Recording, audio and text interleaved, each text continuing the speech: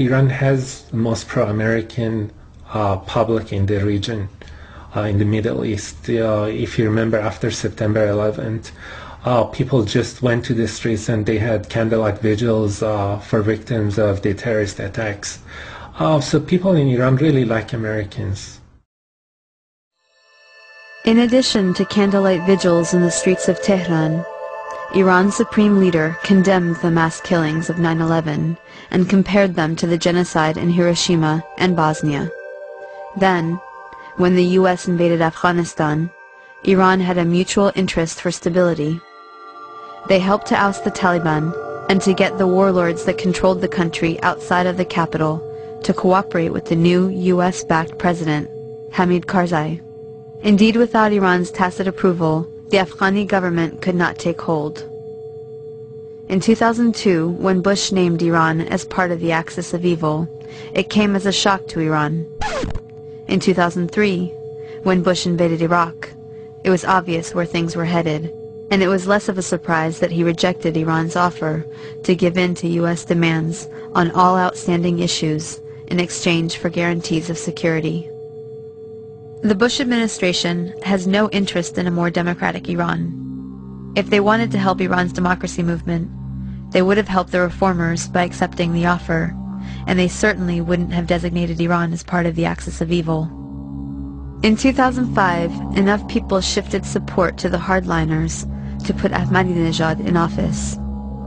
A former mayor of Tehran, he had a reputation for being incorruptible and was the first non-cleric to win. He campaigned as a man of the people who promised economic prosperity for the poor masses. His main opponent, Rafsanjani, was a wealthy moderate cleric, and the reformers didn't dare run in elections that year. Many reformers even became anti-US. The US further helped the hardliners by getting the population to rally behind them on the nuclear energy program for peaceful civilian use, an inalienable right guaranteed to them by the Nuclear Non-Proliferation Treaty, or the NPT. The Non-Proliferation Treaty is a treaty that was signed in the late 1960s, and its aim was to curb what we call the horizontal proliferation of nuclear weapons.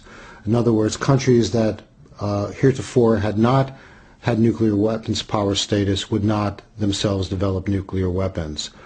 It was a bargain between the nuclear powers at the time, France, England, the United States, Russia, and China, and what we call the nuclear have-nots, that in return for them having the ability to develop civilian nuclear power, they would not use that technology and know-how to develop nuclear weapons.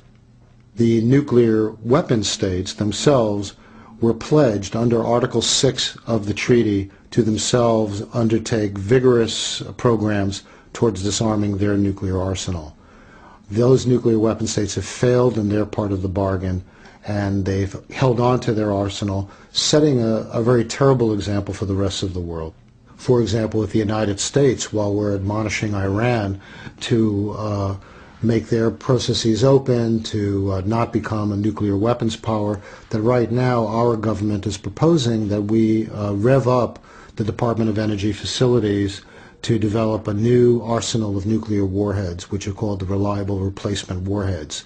This project, which is projected to cost in the hundreds of millions of dollars, represents new nuclear weapons, and it's a shame that our government is actually taking the lead in starting a new nuclear arms race. It is actually our government with the largest nuclear arsenal that should be taking the lead in disarmament and to set by example the path that other countries should take.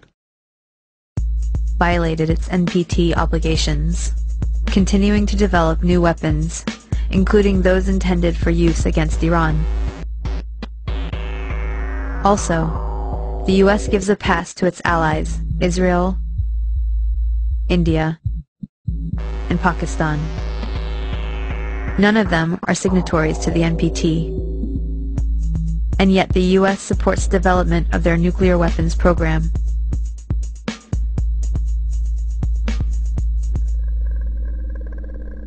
Given Iran's vast oil reserves, many question the need for them to pursue peaceful nuclear energy, but there are valid reasons, as the U.S. must have recognized when Iran was an ally under the Shah, and the U.S. pushed for Iran's nuclear development program, correctly arguing that oil will eventually run out. It is more profitable to export the oil, especially in the future when the price goes up. Also, even though Iran has plenty of crude oil, it lacks refineries.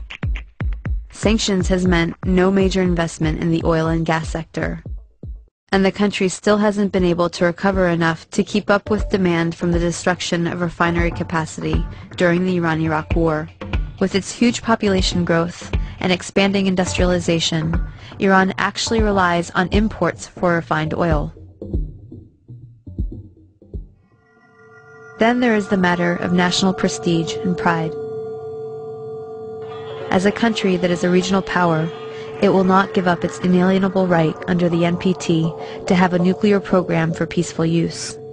How would Americans feel if our right to nuclear energy and research was taken away?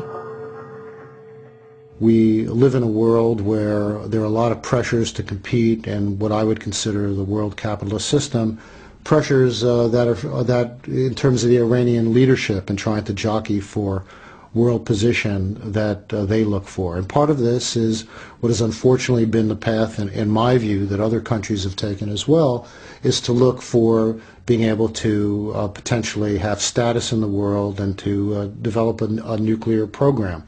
I don't know if that's where the Iranians are headed, but the potential is there.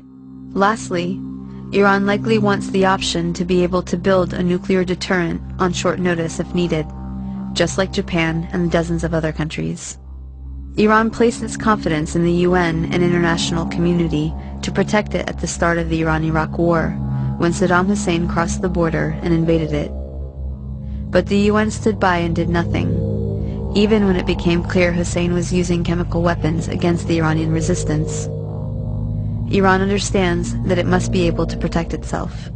I look at the rest of the region, and I look at whether they wanted to have a nuclear weapon, which, as I understand it, they're not actually developing a nuclear weapon right now. But if they did, even though I'm against nuclear weapons, all nuclear weapons, I can understand the logic of deterrence. I see India, I see Pakistan, I see Israel, I see they're at odds with their neighbor and nearby neighbor Saudi Arabia. And then I look at North Korea barely having a bomb and delivery systems, and the United States not going at war with them. It looks like, from Iran's perspective, in my mind, that they would think that they should have a nuclear weapon. And yet, polls there show that they want to have the right to it, as any other country would have a right to nuclear energy. But it's not clear that they're developing nuclear weapons, though I would understand why they would if they were. While holding the option to develop nuclear weapons if needed, there are good reasons why Iran would hope not to have to exercise that option. The last thing it wants to do is alienate neighboring Arab countries, who might align with the U.S. if they feel threatened by knowing Iran has nuclear weapons.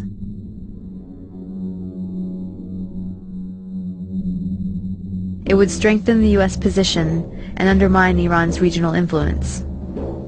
The Iranian government may not be lying when it says it has no intent to build weapons, as it has said consistently throughout the U.S. campaign to portray this official enemy as an unreasonable, unrelenting threat to the world. Iran's supreme leader, Ayatollah Khamenei, has declared repeatedly that Iran will not attack or threaten any country. He has also issued a fatwa against production, stockpiling, and use of nuclear weapons, and banned nuclear weapons as sacrilegious. Iran has been a consistent supporter of the NPT and called for a nuclear weapons-free Middle East. Under U.S. pressure, the UN Security Council ordered Iran to stop enriching uranium and has imposed sanctions without justification.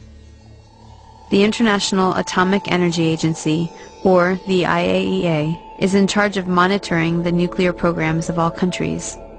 The IAEA is supposed to work with countries to resolve issues and report them to the UN Security Council if they cannot be assured that a country has not diverted nuclear material for non-peaceful use.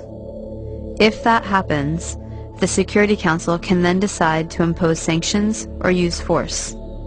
In the case of Iran, There is no evidence that Iran is building or even intends to build nuclear weapons.